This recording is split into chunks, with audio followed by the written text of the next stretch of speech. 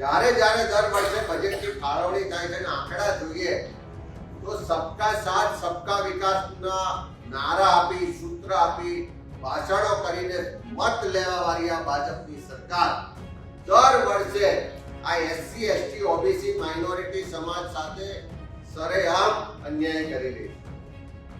ગુજરાત સરકારે જે બજેટ રજૂ કર્યું તેને લઈને અનેક વિપક્ષ નેતાઓ પોતાની પ્રતિક્રિયાઓ આપી રહ્યા છે। ત્યારે એસસી એસટી ઓબીસી તેમજ માઇનોરિટીના બોર્ડ નિગમોને દર વર્ષે બજેટ ફાળવણીમાં કરવામાં આવતા અન્યાય અને ભેદભાવના મુદ્દે વિધાનસભામાં વિપક્ષ નેતા અમિત ચાવડાએ પ્રેસ મીડિયાને સંબોધી હતી, જેમાં તેઓએ કહ્યું હતું કે જ્યારે ત્યારે બજેટની ફાળવણી થાય છે ત્યારે સબકા સાથ સબકા વિકાસના નારા લગાવીને ભાષણ કરીને મત લેવાવાળી ભાજપની સરકાર એસસી એસટી ઓબીસી તેમજ માઇનોરિટી સાથે દર વર્ષે અન્યાય કરી રહી છે। ત્યારે સાંભળીએ અમિત ચાવડા આ વિષયને લઈને શું બોલ્યા। જ્યારે જ્યારે દર વર્ષે બજેટની ફાળવણી થાય છે અને આંકડા જોઈએ તો સબકા સાથ સબકા વિકાસના નારા આપી સૂત્ર આપી ભાષણો કરીને મત લેવા વાળી આ ભાજપની સરકાર દર વર્ષે આ એસસી એસટી ઓબીસી માઇનોરિટી સમાજ સાથે સરેઆમ અન્યાય કરી રહી છે। જે રીતે અહીંયા આંકડા છે એ મુજબ 2023 ની વાત કરીએ તો 1 થી 9 બોર્ડ નિગમ જે 82% વસ્તી માટે બનેલા છે એને આ સરકારે લોન સ્વરૂપે 177 કરોડ રૂપિયા 2023 ના વર્ષમાં આપ્યા। એમાં સહાય ફક્ત 19 કરોડ રૂપિયા અને 177 અને 19 કરોડ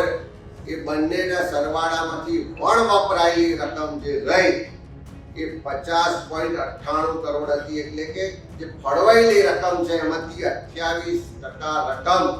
વણ વપરાયેલી અને એની સામે બીજું જે 10મો બોર્ડ નિગમ છે જે બિન અનામત આયોગ બનાવવામાં આવ્યો એને આ સરકારે 2023 ના વર્ષમાં લોન આપી 625 કરોડ એટલે 82% વસ્તી માટે આ બોર્ડ નિગમોને 177 કરોડ રૂપિયા આપવામાં આવે છે અને 18% વસ્તી માટેના બોર્ડ નિગમને 625 કરોડ ફાળવવામાં એક તરફ 1 થી 9 બોર્ડ નિગમોને જે રકમ ફળવાય છે એમાંથી પણ 28% રકમ વણ વપરાયેલી રહે છે અને બીજી તરફ બિન અનામત માટેનું જે બોર્ડ નિગમ છે એને જે 625 કરોડ ફળવાય છે એમાંથી ફક્ત 6% રકમ વણ વપરાયેલી એટલે ફાળવવાના પણ ઓછા વણ વપરાયેલા વધારે રહે, અહીંયા ફાળવવાના વધારે અને વણ વપરાયેલા ઓછા। એ જ રીતે બીજા વર્ષે 2024 ની વાત કરો તો 1 થી 9 બોર્ડ નિગમ ને 237 કરોડ રૂપિયા રકમ ફળવાય છે, બીજી 19 કરોડ રૂપિયા સહાય આપવામાં આવે છે અને એની સામે વણ વપરાયેલી રકમ જો તો 111 કરોડ રૂપિયા થાય છે, એટલે કે 47% રકમ વણ વપરાયેલી રહે। ઓછા પૈસા ફાળવવાના અને વણ વપરાયેલી રકમનો ટકાવારી જુઓ તો ખૂબ ઊંચી 50% જેટલી રકમ વણ વપરાયેલી